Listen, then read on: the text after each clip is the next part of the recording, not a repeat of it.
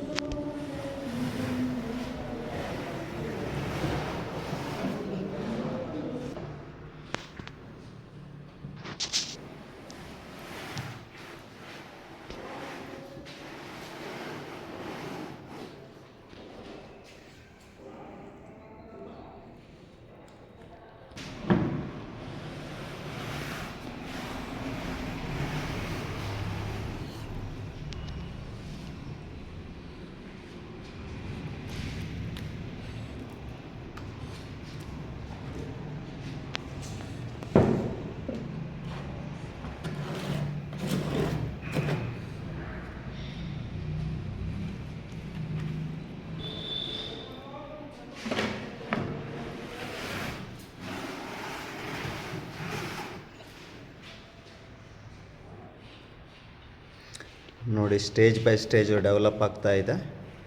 So ಇನ್ನೂ ಒಂದು 3-4 ಬಾರಿ ಇದೇ ಥರ ಮಾಲನ್ನು ಹಾಕ್ಕೊಂಡು ಪಿ ಒ ಪಿ ಹಾಕ್ಕೊಂಡು ಮಾಡಿದ್ರೆ ಬಾರ್ ಕೋಡ್ ಪ್ಯಾಟ್ರನ್ದು P O P sheet ready ಆಗುತ್ತೆ.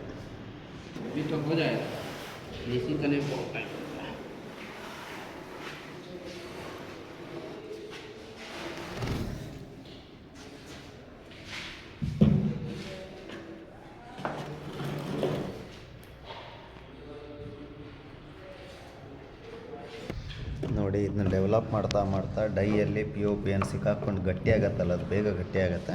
ಅದನ್ನು ಮತ್ತೆ ಕ್ಲೀನಿಂಗ್ ಮಾಡ್ಕೋತಿದ್ದಾರೆ.